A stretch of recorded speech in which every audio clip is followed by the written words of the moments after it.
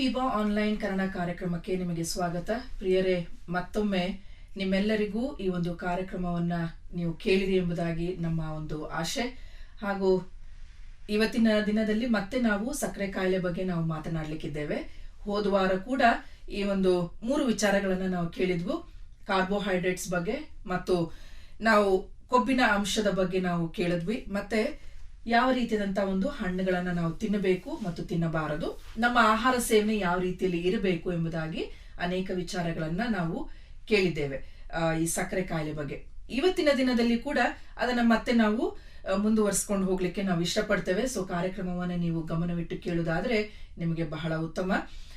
ಮತ್ತೆ ನಮ್ಮ ಮಧ್ಯದಲ್ಲಿ ಮಿಸಸ್ ಕಿರಣ್ ಮಾಯಿ ಅವರಿದ್ದಾರೆ, ಆಹಾರ ತಜ್ಞರು. ಸ್ಪರ್ಶ್ ಹಾಸ್ಪಿಟಲ್ ಅಲ್ಲಿ ಅವರು ಸೇವೆಯನ್ನು ಸಲ್ಲಿಸ್ತಾ ಇದ್ದಾರೆ.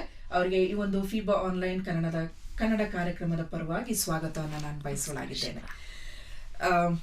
ಕಿರಣ್ ಮಾಯಿ ಅವರೇ, ಹೋದ ವಾರ ನಾವು ಬಹಳ ವಿಚಾರಗಳನ್ನ ನಿಮ್ಮಿಂದ ನಾವು ಕೇಳಲಿಕ್ಕೆ ಅನುಕೂಲ ಆಯಿತು. ಮತ್ತೆ ನಮ್ಮ ಕೇಳುಗರು ಕೂಡ ಈ ಒಂದು ವಿಷಯಗಳನ್ನ ಅವರಿಗೆ ಉಪಯೋಗ ಆಗಿದೆ ಅಂತ ನಾನು ನಂಬ್ತೇನೆ. ಈ ಒಂದು ದಿನದಲ್ಲಿ ಮತ್ತೆ ಈ ಒಂದು ಸಕ್ಕರೆ ಕಾಯಿಲೆ ಬಗ್ಗೆನೇ ಮತ್ತೆ ನಾವು ಇನ್ನಷ್ಟು ವಿಚಾರಗಳನ್ನ ನಾವು ಮಾತಾಡೋಣ, ಆಹಾರದ ಬಗ್ಗೆ.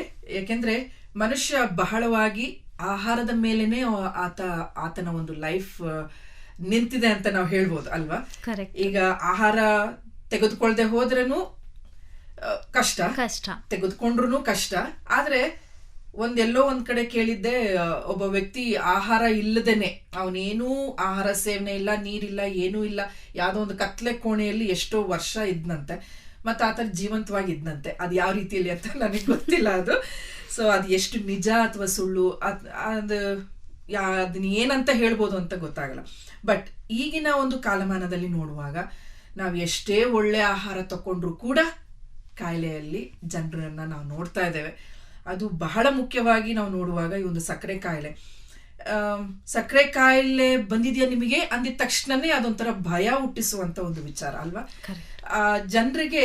ಜನರ ಮಧ್ಯದಲ್ಲಿ ಈಗ ನನಗೆ ಆ ಸಕ್ಕರೆ ಕಾಯಿಲೆ ಬಂದಿದೆ ಅನ್ನುವಾಗ ನಾನು 4 ಜನ ಮಧ್ಯದಲ್ಲಿ ನಾನು ಇದೇನೆ ಅಂತ ಹೇಳುವಾಗ, ಯಾವುದೋ ಒಂದು ಪಾರ್ಟಿಗೆ ಹೋಗಿರ್ತೀನಿ, ಅಲ್ಲಿ ಆಹಾರ ಸೇವನೆ ಮಾಡ್ಲಿಕ್ಕೆ ಬಹಳ ಕಷ್ಟ.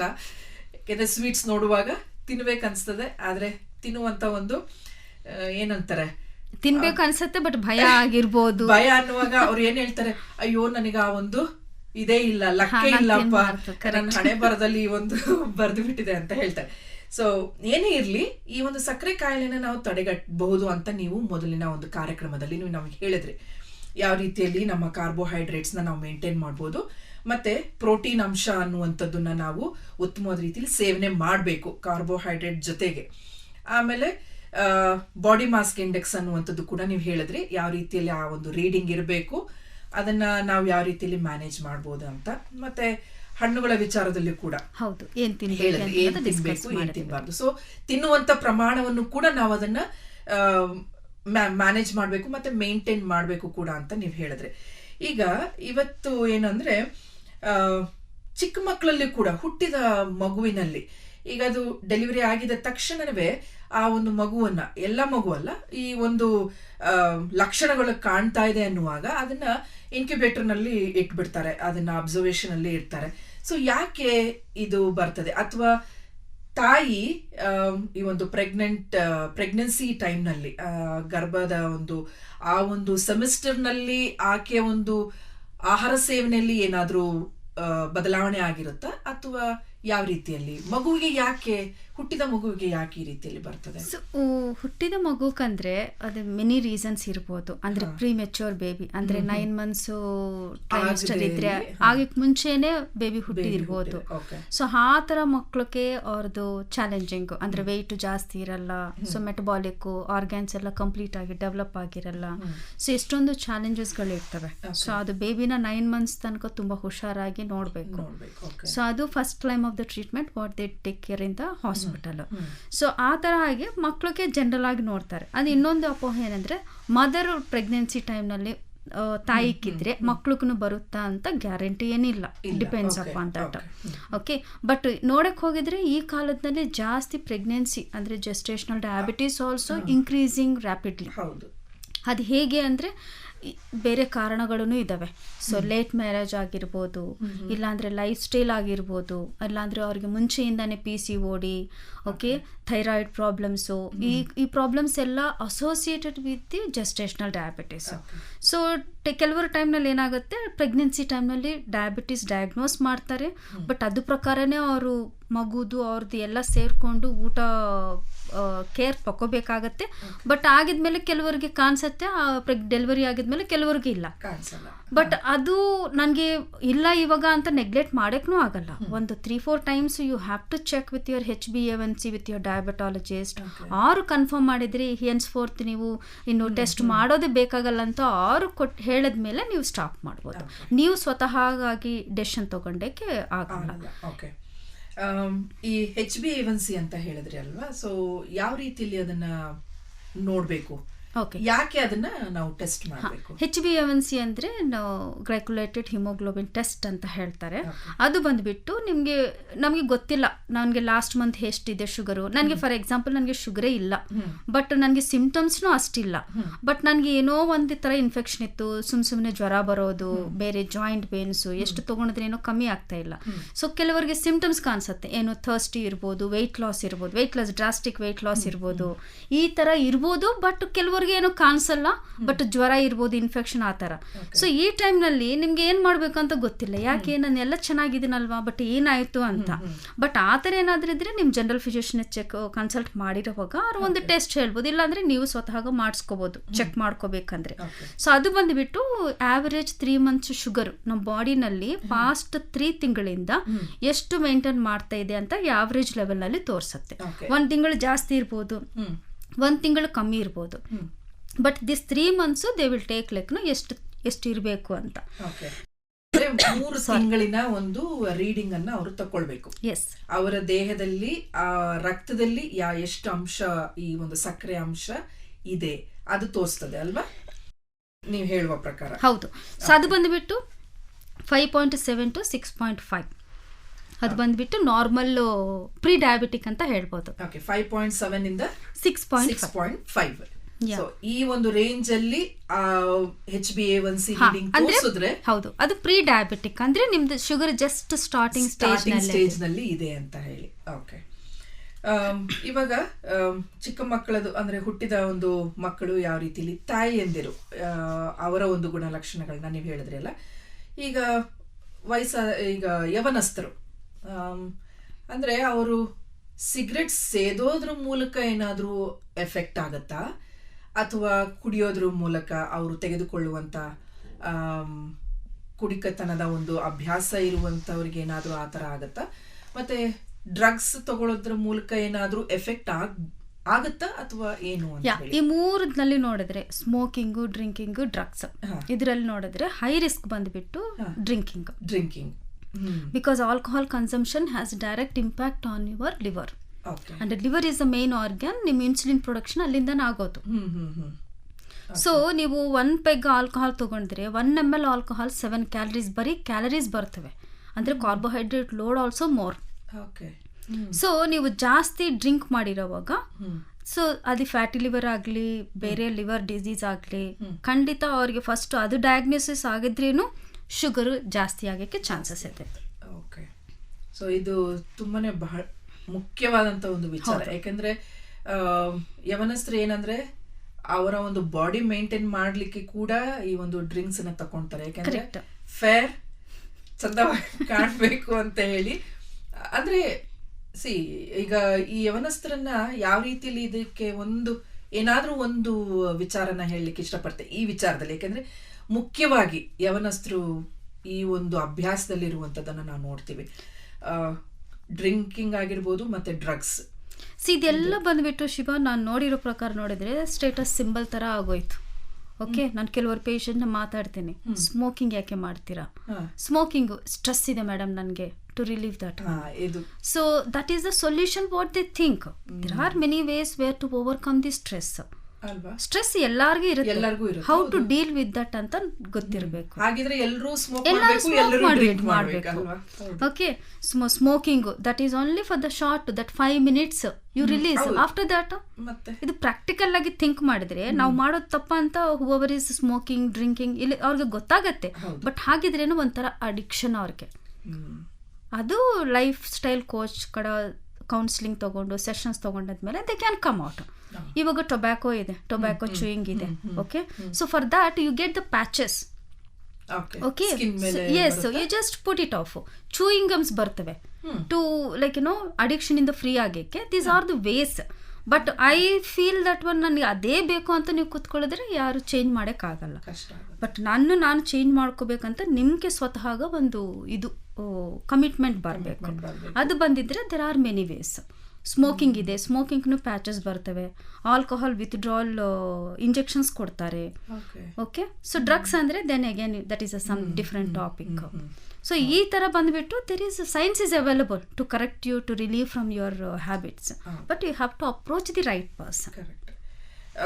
ಈಗ ಜೀವನ ಶೈಲಿಯ ಒಂದು ಬದಲಾವಣೆಗಳು ಯಾವ ರೀತಿಯಲ್ಲಿ ಕಾಣ್ಬೋದು? ಸಕ್ಕರೆ ಕಾಯಿಲೆಯಲ್ಲಿ ಬಳಲ್ತಾ ಇರುವಂತ ಒಬ್ಬ ಸ್ತ್ರೀ ಆಗಿರ್ಬೋದು ಅಥವಾ ಗಂಡಸಾಗಿರ್ಬೋದು, ಈ ಎರಡು ವ್ಯಕ್ತಿಗಳಲ್ಲಿ, ಏಕೆಂದ್ರೆ ಸ್ತ್ರೀಯರ ಒಂದು ಬದಲಾವಣೆಗಳು ಸ್ವಲ್ಪ ಡಿಫ್ರೆಂಟ್ ಆಗಿ ಇರ್ತದೆ ಅಂತ ನಾನು ಅನ್ಕೊಂತೀನಿ. ಈಗ ಎರಡು ವ್ಯಕ್ತಿಗಳಲ್ಲಿ ಯಾವ ರೀತಿಯಾದಂಥ ಒಂದು ಬದಲಾವಣೆ ಕಾಣ್ಬೋದು ಈ ಸಕ್ಕರೆ ಕಾಯಿಲೆಯಲ್ಲಿರುವಂಥವರಿಗೆ? ನಾವು ಫಸ್ಟ್ ಎಪಿಸೋಡ್ನಲ್ಲಿ ಡಿಸ್ಕಸ್ ಮಾಡಿರೋ ಥರ ಶುಗರ್ ನ್ಯೂಲಿ ಡಯಾಗ್ನೋಸ್ ಆಗಿದ್ರೆ, ಸೊ ನಿಮಗೆ weight loss is the general symptom. ಅದೆಲ್ಲರಿಗೆ, ಜೆಂಟ್ಸು ಮೇಲು ಫಿಮೇಲ್ ಎಲ್ಲರಿಗೆ ಕಾಣಿಸುತ್ತೆ ಅದು. ಸೊ ಸೆಕೆಂಡ್ ಬಂದ್ಬಿಟ್ಟು ಥರ್ಸ್ಟಿ ಆಗೋದು, ಫ್ರೀಕ್ವೆಂಟ್ ಯೂರಿನೇಷನು. ಓಕೆ, ಸೊ ನಿದ್ರೆ ಚೆನ್ನಾಗಿ ಬರಲ್ಲ, ನಿದ್ದೆ ಮಾಡೋಕ್ಕಾಗಲ್ಲ.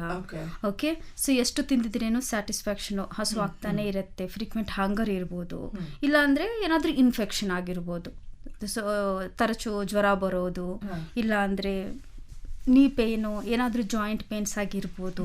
ಸೊ ಈ ಥರ ಎಲ್ಲ ನೀವು ಹಂಗೆ ಸುಮ್ಮನೆ ತೊಗೊಂಡೇಕ್ಕಾಗಲ್ಲ. ಸಮಥಿಂಗ್ ಈಸ್ ಇಂಡಿಕೇಟಿಂಗ್, ಅದು ಏನೋ ಒಂಥರ ನಿಮಗೆ ತೋರಿಸ್ತಾ ಇದೆ. So you have to consult the doctor and you have to do the test. Once ನಿಮಗೆ ಅದು ಗೊತ್ತಾಗದ್ಮೇಲೆ, ಹೌದು ನಿಮ್ಮ HbA1c ನಾರ್ಮಲ್ ಇದೆ, ಅದರಲ್ಲಿ ತೊಂದರೆ ಏನಿಲ್ಲ, ನೀವು ಚೆನ್ನಾಗಿ ಮೇಂಟೈನ್ ಮಾಡ್ತಾ ಇದ್ದೀರಾ, ಮತ್ತು ನೆಕ್ಸ್ಟ್ ಯಾಕೆ ಅದು ಬರ್ತಾ ಇದೆ ಅಂತ ರೂಲ್ ಔಟ್ ಮಾಡಬೇಕು. ಸೊ ಇದು ಎರಡು ವ್ಯಕ್ತಿಗಳಲ್ಲಿ, ಸ್ತ್ರೀ ಆಗಿರ್ಬೋದು ಪುರುಷನಾಗಿರ್ಬೋದು. ಸೊ ವುಮೆನ್ ನಲ್ಲಿ ಏನಾಗುತ್ತೆ ಅಂದ್ರೆ ಹಾರ್ಮೋನಲ್ ಚೇಂಜಸ್, ಥೈರಾಯ್ಡ್ ಇರ್ಬೋದು. ಸೊ ಅದರಿಂದಾನು ಸ್ವಲ್ಪ ಟೈಮ್ ಅವ್ರಿಗೆ ಶುಗರ್ ಫ್ಲಕ್ಚುಯೇಷನ್ಸ್ ಆಗ್ಬೋದು. ಅರ್ಲಿ ಏಜ್ ನಲ್ಲಿ PCOD ಇದ್ರೇನು ಆಗ್ಬೋದು. ಸೊ ವೆಯ್ಟ್ ಜಾಸ್ತಿ ಆಗ್ತಾ ಇರುತ್ತೆ ಅವ್ರದ್ದು. ಸೊ ಎಷ್ಟು ಕಂಟ್ರೋಲ್ ಮಾಡಿದ್ರೇನು ಊಟದ್ರಲ್ಲಿ, but still there weight increase ಆಗ್ತಾನೆ ಇರುತ್ತೆ. ಸೊ ಇದೆಲ್ಲ ನಾವು ರೂಲ್ ಔಟ್ ಮಾಡಬೇಕು. ರೈಟ್, ಹೈಪೋ ಅಂದ್ರೆ ಥೈರಾಯ್ಡ್ ಕಮ್ಮಿ ಇದೆ. ಥೈರಾಯ್ಡ್ ಇಸ್ ಮೆಟಬಾಲಿಸಮ್ ಹಾರ್ಮೋನ್, ಅದು ನಮ್ಮ ಮೆಟಬಾಲಿಕ್ ರೇಟ್ ನ ಸರಿ ಮಾಡುತ್ತೆ ಬಾಡಿನಲ್ಲಿ.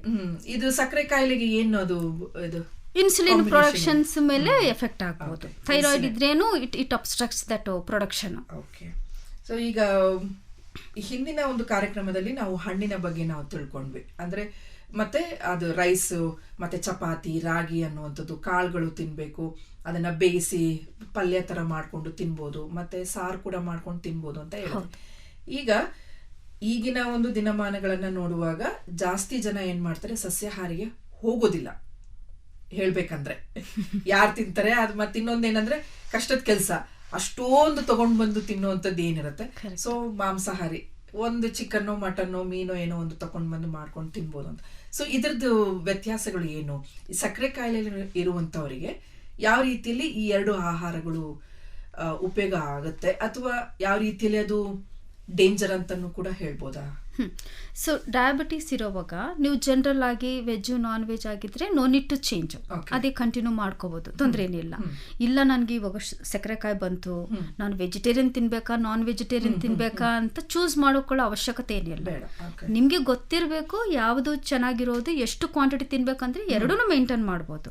ಬಟ್ ಜನರಲ್ ಆಗಿ ನೋಡಿದ್ರೆ ಸಸ್ಯಾಹಾರಿ ತುಂಬ ಒಳ್ಳೆಯದು. ಬಿಕಾಸ್ ನೀವು ಅದರಲ್ಲಿ ಎಷ್ಟೊಂದು ವೆರೈಟೀಸ್, ಹಣ್ಣು, ತರಕಾರಿ, ಓಕೆ, ಎಲ್ಲ ವೆರೈಟೀಸ್ ಇದ್ದಾವೆ. ಅದರಲ್ಲಿ ನಾರಿನಂಶ ಅದು ಸೋರ್ಸ್ ಜಾಸ್ತಿ, ವೈಟಮಿನ್ಸ್ ಮಿನರಲ್ಸ್ ಸೋರ್ಸ್ ಜಾಸ್ತಿ ಇದೆ ಅದರಿಂದ ಬರೋದು. ಅದರಿಂದ ನಿಮ್ಮ body metabolism everything it will really helpful ಅಂತ. ಸೊ ಎಲ್ಲ ಸರಿ ಹೋಗುತ್ತೆ. ಸೊ ಆ ಥರ ನೋಡಿದರೆ ವೆಜಿಟೇರಿಯನ್ನಲ್ಲಿ ನಾವು ಡಿಸ್ಕಸ್ ಮಾಡಿರೋ ಥರ ಗುಡ್ ಕ್ವಾಲಿಟಿ ಪ್ರೋಟೀನ್ಸ್ ಇದ್ದಾವೆ. ಓಕೆ, ಪ್ರೋಟೀನ್ಸು ಬಾಡಿಗಂತೂ ಕಂಪಲ್ಸರಿ ಇರಲೇಬೇಕು ನಿಮಗೆ. ಸಕ್ಕರೆಕಾಯಿ ಇದ್ದರೆ ಇಲ್ಲ ಅಂದ್ರೇನು, ಇಲ್ಲ ಅಂದರೆ ನೀವು ಸಕ್ಕರೆಕಾಯಿನಲ್ಲಿ ನಾನು ತಿನ್ನಲ್ಲ ಅಂದ್ರೇನು ನೀವು ಚಾಯ್ಸ್ ಇಲ್ಲ, ನೀವು ತಿನ್ನಲೇಬೇಕು ಪ್ರೋಟೀನ್ಸು, ಅಷ್ಟು ಬೇಕು ಬಾಡಿಗೆ. ಇನ್ನೊಂದೇನೆಂದರೆ ಪ್ರೋಟೀನ್ಸ್ ಜಾಸ್ತಿ ತೊಗೊಂಡಿದ್ರೆ ಶುಗರ್ ಮೇಲೆ ಎಫೆಕ್ಟ್ ಆಗುತ್ತೋ ಏನೋ ಅಂತ ಒಂದು ಅಪೋಹ. ಬಟ್ ನೀವು ಪ್ರೋಟೀನ್ಸ್ ತೊಗೊಂಡಿರೋವಾಗ ಶುಗರ್ನಲ್ಲಿ ಏನು ಎಫೆಕ್ಟ್ ಆಗಲ್ಲ. ಸೊ ನಿಮಗೆ ಶುಗರ್ ಟೈಮ್ನಲ್ಲಿ ನಿಮಗೆ ಮಸಿಲ್ ಮಾಸ್ ಲಾಸ್ ಆಗಿರ್ಬೋದು, ಅನ್ಕಂಟ್ರೋಲ್ ಡಯಾಬಿಟಿಸ್ನಲ್ಲಿನೂ you can see the muscle mass. So ಇದೆಲ್ಲ ನೀವು ರೀಪ್ಲೇಸ್ ಮಾಡಬೇಕು ಮಸಿಲ್ನ, otherwise you will be having tiredness, like no energy levels, full ದಿನ ಸುಸ್ತಾಗಿರುತ್ತೆ. ಸೊ ಪ್ರೋಟೀನ್ಸ್ ಅಂತೂ ತುಂಬ ಇಂಪಾರ್ಟೆಂಟ್ ಊಟದ್ರಲ್ಲಿ. ಸೊ ಅದು ನೀವು ಎಲ್ಲ ಕಾಳುಗಳು, ಮೊಳಕೆ ಕಾಳು ಕಟ್ಕೊಂಡು ತಿನ್ಬೋದು. ಮೊಳಕೆ ಕಾಳು ಮಾಡಿದರೆ ಹಸಿ ತಿನ್ನಿರಿ, ಅದರಲ್ಲಿ ವಿಟಮಿನ್ ಸಿ, ಆಂಟಿ ಆಕ್ಸಿಡೆಂಟ್ಸು ತುಂಬ it will help like to energise your cells. ಉಪ್ಪು ಹಾಕೊಂಡು ತಿನ್ಬೋದು, ಚೂರು ಉಪ್ಪು ನಿಂಬೆ ಹಣ್ಣು ಹಾಕೊಂಡು ತಿನ್ಬೋದ್ರಿ, ಎಲ್ಲ ಮಾಡ್ಕೋಬಹುದು, ತೊಂದರೆ ಏನಿಲ್ಲ. ಚೆನ್ನಾಗಿ ನೀವು ಎಷ್ಟು ಏನೇನು ಮಾಡ್ಕೊಳ್ತೀರ, ಸ್ವಲ್ಪ ಕ್ಯಾರೆಟ್ ತುರ್ದ್ಬಿಟ್ಟು ಹಾಕಿದ್ರೇನು ನೋ ಪ್ರಾಬ್ಲಮ್, ಚೂರು ತೆಂಗಿನಕಾಯಿ ಹಾಕಿದ್ರೆ ನೋ ಪ್ರಾಬ್ಲಮ್, ಏನು ಪ್ರಾಬ್ಲಮ್ ಇಲ್ಲ. ಸೊ ಡಯಾಬಿಟಿಕ್ ಪೇಷಂಟ್ಸ್ಗೆ ಪ್ರೋಟೀನ್ಸ್ ಈಸ್ ಫೈನು, ಪನೀರ್ ತಿನ್ಬೋದು. ಒಳ್ಳೆ ಮೀಟ್ ಯಾವುದು ಅಂದರೆ ಜನರಲ್ ಆಗಿ ಯಾವುದು ಹೆಲ್ದಿ ಮೀಟ್ ಅಂತ ಕೇಳ್ಬೋದು. So good stands for the ಮೊಟ್ಟೆ, ಬರೀ ಬಿಳಿ ಭಾಗ. ಬಟ್ ಎಲ್ಲೋನು ತಿನ್ಬೋದು whence you don't have any cholesterol problem ಏನಿಲ್ಲ ಅಂದರೆ ಒಂದು ಫುಲ್ ಮೊಟ್ಟೆ ಒಂದು ದಿನಕ್ಕೆ ಒಬ್ರು ತಿನ್ಬೋದು, ತೊಂದರೆ ಏನಿಲ್ಲ. So skin out chicken, fish, so ಇದೆಲ್ಲ ಒಳ್ಳೆ ಮೀಟ್ ಅಂತ ಕನ್ಸಿಡರ್ ಮಾಡ್ತೀವಿ. ಬಟ್ ನಮಗೆ ಇರೋ ಟೇಸ್ಟ್ ಪ್ರಕಾರ ನಾವು ಡೀಪ್ ಫ್ರೈ ಮಾಡೋದು, ಕಬಾಬ್ ಮಾಡೋದು, ಇಂಥದ್ದು ಮಾಡಿರೋವಾಗ this becomes unhealthy. More frequently if you are having this cooking methods it becomes unhealthy. So ನಾವು ಫುಡ್ ಚೂಸ್ ಮಾಡ್ಕೊಳ್ಳೋದೇ ಇಲ್ಲ, ಅದು ಯಾವುದೇ ರೀತಿಯಲ್ಲಿ ಪ್ರಿಪೇರ್ ಮಾಡಬೇಕು ಅಂತಾನು it plays important role. So ಹಾಗಾಗಿ ನೀವು ಬಟ್ ಯಾವುದು ಮೀಟು ಅವಾಯ್ಡ್ ಮಾಡಬೇಕು ಅಂದರೆ red meat, organ meat, beef, pork, ಇದರಲ್ಲಿ ತುಂಬ ಸ್ಯಾಚುರೇಟೆಡ್ ಫ್ಯಾಟ್ಸ್ ಅಂದರೆ ಹೈ ಕೊಲೆಸ್ಟ್ರಾಲ್. ಸೊ ಅದು ಫ್ರೀಕ್ವೆಂಟ್ ಆಗಿ ತಿನ್ನಬಾರ್ದು, ತಿಂಗಳಿಗೆ ಒಂದ್ಸತಿ ಇಸ್ ಫೈನ್. ಈ ಸಕ್ಕರೆ ಕಾಯಿಲೆ ಬಗ್ಗೆ ನಾವು ಮಾತಾಡ್ತಾ ಹೋದ್ರೆ ಇನ್ನೂ ಜಾಸ್ತಿನೇ ಸಮಯ ಬೇಕಾಗ್ತದೆ. ಯಾಕೆಂದ್ರೆ ಇದನ್ನ ಒಂದೊಂದು ವಿಚಾರಗಳನ್ನ ನಾವು ತೆಗೆದುಕೊಂಡು ಹೋಗ್ತಾ ಇರ್ಬೇಕಾದ್ರೂ ಅದು ಬಹಳ ಮುಖ್ಯವಾದದೆ. ಈಗ ಒಂದು ನಾವು ಹೇಳುವಾಗ ಅದನ್ನ ಬದಲಾವಣೆಗಳು ನಮ್ಮ ದೇಹದಲ್ಲೇ ಕಂಡು ಬರ್ತಾ ಹೋಗುತ್ತೆ. ಈಗ ಇನ್ನೊಂದು ವಿಚಾರ ಏನಂದ್ರೆ, ಒಬ್ಬ ವ್ಯಕ್ತಿಗೆ ನೀವು ಹೇಳ್ದಂಗೆ ಅದೇನು ಸಿಂಪ್ಟಮ್ಸ್ ಇರೋದಿಲ್ಲ ಅಂತ ಹೇಳಿದ್ರಿ ಅಲ್ವಾ. ಈಗ ಆತಂದು ರೀಡಿಂಗ್ ಜಾಸ್ತಿ ಇರುತ್ತೆ, ಮತ್ತೆ ಆತನಿಗೆ ಯಾವ ರೀತಿಯಾದಂಥ ಒಂದು ಸಿಂಪ್ಟಮ್ಸ್ ಕಾಣೋದಿಲ್ಲ, ನಾರ್ಮಲ್ ವ್ಯಕ್ತಿಯಾಗಿ ಇರ್ತಾರೆ. ಸೊ ಅವ್ರಿಗೆ ಯಾವ ರೀತಿಯಲ್ಲಿ ನೀವು ಏನಾದರೂ ಹೇಳಲಿಕ್ಕೆ ಅದೇ ಒಂದು ವಯಸ್ಸಾಗಿದ್ಮೇಲೆ ಇವಾಗ ನೋಡೋಕ್ಕಾಗಿದ್ರೆ, ಸೊ ನಾವು ಚಿಕ್ಕ ವಯಸ್ಸಿನಲ್ಲಿರೋವಾಗ ಒಂದು 50-60 ಇಯರ್ಸ್ಗೆ ಡಯಾಬಿಟಿಸ್ ಅಂತ ಒಂದು ಇದೆ. ಅದು ಎಲ್ಲರಿಗೆ ಬರುತ್ತಂತ ಏನಿಲ್ಲ, ಯಾರೋ ಒಬ್ಬೊಬ್ಬರಿಗೆ ನೋಡ್ತಾ ಇರ್ಬೋದು. ಬಟ್ ಇವಾಗ ಸಿಟಿ ಲೈಫ್ ಸ್ಟೈಲ್ನಲ್ಲಿ ನೋಡಿದ್ರೆ 30 ಇಯರ್ಸ್ 30 ಇಲ್ಲ ಅದಕ್ಕೆ ಮುಂಚೆನೇ ನೀವು ಎಲ್ಲ ಏಜ್ ಗ್ರೂಪ್ನಲ್ಲಿ ಏನೋ ಒಂದು ಕಾಯಿಗಳು ನೋಡ್ತಾ ಇದ್ದೀರಾ. ಸೊ ಈ ಟೈಮ್ನಲ್ಲಿ ಸಕ್ಕರೆ ಕಾಯ್ದೆ ಎಸ್ಪೆಷಲಿ ನೋಡಬೇಕಂದ್ರೆ ಲೈಫ್ ಸ್ಟೈಲ್ ಮಾಡಿಫಿಕೇಶನ್ಸ್ ಅಂತ ಹೇಳ್ಬೋದು. ಅಂದರೆ ನಾವು ಲೈಫ್ ಸ್ಟೈಲ್ ಅಂದರೆ ಡಿಫ್ರೆಂಟ್, ನಾವು ತಿನ್ನೋ ಆಹಾರ ಯಾವ ಟೈಮ್ಗೆ ತಿಂತಾ ಇದ್ದೀವಿ, ಎಷ್ಟು ಕ್ವಾಂಟಿಟಿ ತಿಂತಾ ಇದ್ದೀವಿ, ನಮ್ಮ ಫಿಸಿಕಲ್ ಆಕ್ಟಿವಿಟಿ ಲೆವೆಲ್ಸ್ ಏನು, ಓಕೆ, ನಮಗೆ ಎಷ್ಟು ಹೊತ್ತು ನಾನು ಬಾಡಿಗೆ ರೆಸ್ಟ್ ಕೊಡ್ತಾ ಇದ್ದೀನಿ, ಓಕೆ, ಇದೆಲ್ಲ it plays important role. So ಈ ಟೈಮ್ನಲ್ಲಿ ನೀವು ಅದೆಲ್ಲ ಪ್ರಿವೆಂಟ್ ಮಾಡ್ಕೋಬೇಕು. ಅದು ಡಯಾಬಿಟಿಸೇ ಬರಬಾರ್ದು, ನನಗೆ ಬೇರೆ ಕಾಯಿಗಳು ಯಾವುದು ಬರಬಾರ್ದು, ನಾನು ಹೆಲ್ದಿಯಾಗಿರ್ಬೇಕಂದ್ರೆ it's very very important. Like 20 years ಟೈಮ್ನಲ್ಲೇ you have to think like you are 40-60 that care ತೊಗೋಬೇಕು ಇವಾಗ. ಸೊ ನೀವು ಆವಾಗ ಕೇರ್ ತೊಗೊಂಡೋದು ಸ್ಟಾರ್ಟ್ ಮಾಡಿದ್ರೆ ನಾವು ಎಷ್ಟೊಂದು ಜನ ಕಾಂಪ್ರಮೈಸ್ ಆಗ್ತೀವಿ. ಫುಡ್ ಅಂದ ತಕ್ಷಣ ಒಂದು ಲೀಸ್ಟ್ ಇಂಪಾರ್ಟೆನ್ಸ್, ಹೌದು ಫುಡ್ ತಾನೇ. ಇವತ್ತು 10 o'clock ಬ್ರೇಕ್ಫಾಸ್ಟ್ ಅಂದ್ರೆ ಬ್ರೇಕಿಂಗ್ ದಿ ಫಾಸ್ಟ್ ಅಂದ್ರೆ ಬಿಫೋರ್ 8-9 ನಾವು ಬ್ರೇಕ್ಫಾಸ್ಟ್ ತಿನ್ಬೇಕು. ಬಟ್ ನಾವು ಟೈಮ್ ಸಿಗೋವಾಗ 10 o'clock 11 o'clock that what happens, ಆ ಥರ ತಿಂದ್ರೆ ನಮ್ಮ ಬಾಡಿನಲ್ಲಿ ಬಯೋಲಾಜಿಕಲ್ ಕ್ಲಾಕ್ ಇರುತ್ತೆ, ಒಂದು ಸಿಸ್ಟಮ್ ಇರುತ್ತೆ ಬಾಡಿಗೆ. ನ್ಯಾಚುರಲ್ ಆಗಿ we are blessed with wonderful body mechanism. But ನಾವು ಈಟಿಂಗ್ ಹ್ಯಾಬಿಟ್ಸು, ನಾವು ಆಹಾರ ಹ್ಯಾಬಿಟ್ಸಿಂದ ಅದು ನ್ಯಾಚುರಲ್ ಸಿಸ್ಟಮ್ನ ಡಿಸ್ಟರ್ಬ್ ಮಾಡ್ತಾ ಇದ್ದೀವಿ ರೀ. ಅದನ್ನು ಬಾಡಿ ಪಾಪ ಎಷ್ಟೊಂದು ಕೋಆಪ್ರೇಟ್ ಮಾಡುತ್ತೆ, 1 ತಿಂಗಳು 2 ತಿಂಗಳು. ಬಟ್ ನೀವು years together you are following like same thing ಅಂದರೆ body also will give up some time. So ಈ ಟೈಮ್ನಲ್ಲಿ ನಾವು ಟೈಮ್ಗೆ ಊಟ ಮಾಡೋದಂತೂ ಫಾರ್ ಡಯಾಬಿಟಿಕ್ ಪೇಷಂಟ್ಸ್ ಅಂತೂ ತುಂಬಾ ಇಂಪಾರ್ಟೆಂಟ್. ಅವ್ರು ಖಾಲಿ ಹೊಟ್ಟೆಗೆ ಇರಬಾರ್ದು, ಒಂದೇ ಸತಿ ಜಾಸ್ತಿ ಫೋರ್ಸ್ ಮಾಡ್ಕೊಂಡು ತಿನ್ನಬಾರ್ದು. ಸ್ವಲ್ಪ ಸ್ವಲ್ಪ 3 ಸತಿ ತಿಂತಾ ಇದ್ರೆ ಬ್ರೇಕ್ಫಾಸ್ಟ್, ಲಂಚ್, ಡಿನ್ನರು, ಇದಕ್ಕೂ ಮಧ್ಯದಲ್ಲಿ 2 ಸ್ನ್ಯಾಕು. ಅಂದರೆ ಬ್ರೇಕ್ಫಾಸ್ಟ್ ಆಗಿದ್ಮೇಲೆ ಲಂಚ್ಗೆ ಮುಂದೆ ಒಂದು ಸ್ನ್ಯಾಕು 10:30, 11 o'clock, ಲಂಚ್ ಆಗಿದ್ಮೇಲೆ ಡಿನ್ನರ್ಗೆ ಮುಂಚೆ ಅಂದರೆ 4:30, 5 o'clock ಒಂದು ಸ್ನ್ಯಾಕ್. ಸೊ ಈ ಥರ ಅವ್ರು ಮೇಂಟೈನ್ಸ್ ಮಾಡ್ಕೊಳ್ಳಿದ್ರೆ ಶುಗರ್ ಬಹಳನೇ ಕಂಟ್ರೋಲ್ ಮಾಡ್ಕೊಳ್ಳೋಕ್ಕೆ ಹೆಲ್ಪ್ ಆಗುತ್ತೆ. ನಿಮ್ಮ ಆಹಾರದ್ರಲ್ಲಿ ನೀವೇನು ಚೇಂಜಸ್ ಮಾಡ್ತೀವೋ ಆ ಥರ ನಿಮ್ಮ ಶುಗರ್ ನಿಮ್ಮ ಕೈನಲ್ಲಿ ಇರುತ್ತೆ. ಇದು ತುಂಬಾನೇ ಮುಖ್ಯವಾದದ್ದು. ಮತ್ತೆ ಇನ್ನೊಂದೇನಂದ್ರೆ, ಇನ್ನೊಂದು ಲಾಸ್ಟ್ ಕೊನೆಯ ಪ್ರಶ್ನೆ ಏನಂದ್ರೆ,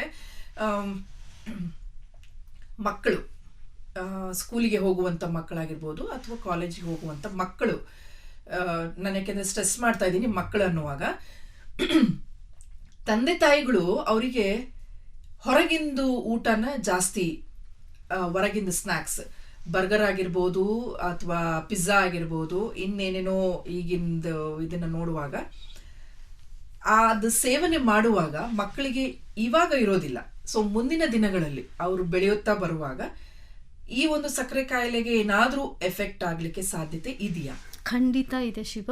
ಬಿಕಾಸ್ ಇವಾಗ ಮಕ್ಕಳನ್ನ ನೋಡಿದ್ರೆ ಮಕ್ಕಳಲ್ಲಿನೂ ಜಾಸ್ತಿ ಒಬೆಸಿಟಿ ಜಾಸ್ತಿ ಕಾಣಿಸ್ತಾ ಇದೆ. ಅಂದ್ರೆ ಇವಾಗ ಬಂದ್ಬಿಟ್ಟು ಕರೋನಾಯಿಂದ ಸ್ಕೂಲ್ಗೆ ಹೋಗ್ತಾ ಇಲ್ಲ, ಲ್ಯಾಕ್ ಆಫ್ ಫಿಸಿಕಲ್ ಆಕ್ಟಿವಿಟಿ ಅಂತ. ಈ ಟೈಮ್ನಲ್ಲಿ ಅಂತೂ ಅದು ರಿಸ್ಕ್ ತುಂಬಾನೇ ಜಾಸ್ತಿ ಆಗ್ತಾ ಬರ್ತಾ ಇತ್ತು. ಸೊ ಚಿಕ್ಕ ಮಕ್ಕಳಲ್ಲಿ ನೀವು ಒಬೆಸಿಟಿ ನೋಡಿದ್ರೆ that is one of the indication. They may get like metabolic disorder, sugar ಬರೋಕ್ಕೆ ಚಾನ್ಸಸ್ ಇದೆ. ಸೊ ಅದು ಪೇರೆಂಟ್ಸು ಅರ್ಲಿ ಏಜ್ನಲ್ಲೇ ರಿಯಲೈಸ್ ಆಗಬೇಕು. ಪೇರೆಂಟ್ಸ್ ರೋಲ್ ಮಕ್ಕಳು ಊಟದ್ರಲ್ಲಿ ಅಂತೂ ತುಂಬಾನೇ 100% it's important to pay the attention. ಇವಾಗ ನನಗೆ ಜಾಬ್ ಇದೆ, ನಾನು ಏನು ಕೊಟ್ಟರೆ ನಮ್ಮ ಮಕ್ಕಳು ತಿಂತಾರೆ ಅಂತ don't look for the short ways of like satisfying the child. ಮಕ್ಕಳಿಗೆ ಹೆಲ್ದಿ ಆಹಾರ ಕೊಟ್ಟಿರೋದು, ನೀವು ಇವಾಗ ಅವ್ರಿಗೆ ಕೊಡೋದು ಏನು ಅಂದರೆ give good food and just like leave them, they can live like 100 years. But ನೀವು ಫೌಂಡೇಶನ್ನಲ್ಲೇ ನೀವು ಕಾಂಪ್ರಮೈಸ್ ಆಗ್ತಾ ಇದ್ರೆ ಅವ್ರ ಮಕ್ಕಳು ಬೆಳೆದಿದ್ಮೇಲೆ ಅವ್ರಿಗೆ ಅಷ್ಟೊಂದು ಹೆಲ್ತ್ ಅಶ್ಯೂರೆನ್ಸ್ ಇರಲ್ಲ. ಅವರು ಆರೋಗ್ಯವಾಗಿರ್ತಾರೆ, ಏನು ಕಾಯಿಗಳು ಬರಲ್ಲ ಅಂತ ಏನಿಲ್ಲ. ಸೊ ನಾವು ಏನು ತಿಂತೀವಿ, ಫಾರ್ ಎಕ್ಸಾಂಪಲ್ ಬ್ರೇಕ್ಫಾಸ್ಟ್ ಕಾರ್ನ್ಫ್ಲೇಕ್ಸ್ ಕೊಟ್ಬಿಡ್ತಾರೆ, ಅದಕ್ಕೆ ಬದಲು ಸ್ಟೀಮಿಂಗ್ ಇಡ್ಲಿ ಆಗಲಿ ಏನಾದರೂ ಮನೆಯಲ್ಲಿ ಮಾಡಿರೋದು ಕೊಟ್ಟರೆ that is more healthier than the commercial foods. For example one more thing I will tell, ಮಕ್ಕಳು ಐ ಹ್ಯಾವ್ ಸೀನ್ ಮೆನಿ ಮಕ್ಕಳು ಆಚೆ ಬಂದಿದ್ರೆ ಅವ್ರ ಕೈನಲ್ಲಿ ಒಂದು ಬಿಸ್ಕೆಟ್ ಪ್ಯಾಕೆಟ್ ಇರುತ್ತೆ ಅಥವಾ ಒಂದು ಜ್ಯೂಸ್ ಪ್ಯಾಕೆಟ್ ಇರುತ್ತೆ. ನಾನು ಯಾವ್ದು ಮಕ್ಕಳಿಗೆ ಹಣ್ಣು ನೋಡಲಿಲ್ಲ ಕೈನಲ್ಲಿ. ಓಕೆ, ಸೊ ಇವಾಗ ನಾವು ಜ್ಯೂಸ್ ಪ್ಯಾಕೆಟ್ ಅದೇನು ಎಷ್ಟೊಂದು ಪೇರೆಂಟ್ಸ್ ಸೆಲ್ಫ್ ಇದು ಕೊಡ್ತಾರಂತ ಜಸ್ಟಿಫಿಕೇಶನ್. ಹೌದು, ಹಣ್ಣು ಜ್ಯೂಸ್ ತಾನೇ ನಾವು ಕೊಡ್ತಾ ಇರೋದು, but that is a preservative where you are feeding your child. So ಏನಾಗುತ್ತೆ, ಲಾಂಗ್ ಟರ್ಮ್ನಲ್ಲಿ ಮಕ್ಕಳಿಗೆ ನೀವು ಪ್ರಿಸರ್ವೇಟಿವ್ ಫುಡ್ಸ್ ಕೊಡ್ತಾ ಇದ್ರೆ ದಟ್ ಇಮ್ಯುನಿಟಿ ಬಿಕಮ್ಸ್ ವೀಕ್. ಅವ್ರಿಗೆ ವೀಕ್ ಇಮ್ಯುನಿಟಿ ಬಂದರೆ they are prone to get more like infections. ತರಚಾಗಿ ಜ್ವರ ಬರೋದು, ಕೋಲ್ಡು, ಕಾಫು. ಸೊ ಇದೆಲ್ಲ ಇಟ್ಸ್ ಲೈಕ್ ಸ್ಮಾಲ್ ಏಜಿಂದಾನೇ ಸ್ಟಾರ್ಟ್ ಆಗುತ್ತೆ because of the absolutely because of the food what you are feeding your child. So ಸ್ವಲ್ಪ care ತಗೊಂಡು ಒಂದು handful of nuts, ಅದಕ್ಕೆ ಏನು ಸ್ನ್ಯಾಕ್ ಅಂದರೆ ಒಂದು handful of nuts instead of ಒಂದು ಬಿಸ್ಕೆಟ್, ಒಂದು handful of nuts. Okay, snack ಅಂದರೆ ಒಂದು ಇನ್ಸ್ಟೆಡ್ ಆಫ್ ಗಿವಿಂಗ್ ಒಂದು packet of chips, give one apple, nicely wash it and give one apple. No need to make any juice or anything like that. ಮಕ್ಕಳು like ಸೊಪ್ಪುಗಳು ತಿನ್ನಲ್ಲ. Parents ಎಷ್ಟೊಂದು ಜನ compromise ಇವ್ರು ತಿನ್ನೋದೇ ಇಲ್ಲ ಅಂತ ಹೇಳ್ಬಿಡ್ತಾರೆ. ಓಕೆ, ಬಟ್ ಅದಕ್ಕೆ ಒಂದು ಸ್ಟ್ಯಾಂಡರ್ಡ್ ಇದೆ. ಹೌದು, ಮಕ್ಕಳಿಗೆ ನಾನು ಇದನ್ನ ಕೊಡೋದಿಲ್ಲ, ಬರೀ ಈ ಕರೆಕ್ಟ್. ನೀವು ಚಿಕ್ಕ ವಯಸ್ಸಿಂದ ನೀವು ಸ್ಟ್ರಿಕ್ಟ್ ಆಗಿರ್ಲಿಲ್ಲ ಅಂದ್ರೆ ಮಕ್ಕಳಿಗೆ ಅವ್ರ ಗುಡ್ ಹ್ಯಾಬಿಟ್ಸ್ ಕಳ್ಕೋಬೇಕಂದ್ರೆ you strict with them. That's how you give good health in the future. So ಅವರು ಸೊಪ್ಪು ತಿನ್ನಲ್ಲ ಅಂದ್ರೆ ಫೈನ್ಲಿ ಚಾಪ್ ಮಾಡಿ ಅವ್ರಿಗೆ ಮೊಟ್ಟೆ ಇಷ್ಟ ಆಗಿದ್ರೆ ಅದರಲ್ಲಿ ಮಿಕ್ಸ್ ಮಾಡಿ ಕೊಡ್ರಿ. As a parents you need to think little innovative to satisfy the child. ಮಕ್ಕಳಿಗೆ ಇಷ್ಟ ಆಗಿರೋ ಥರ ನಾವು ಮಾಡ್ಕೊಡ್ಬೇಕು. ನಾವು ಕೊಡೋದು ಮಕ್ಕಳು ತಿನ್ಬೇಕಂದ್ರೆ ಯಾರು ತಿನ್ನಲ್ಲ ಈ ಕಾಲದಲ್ಲಿ.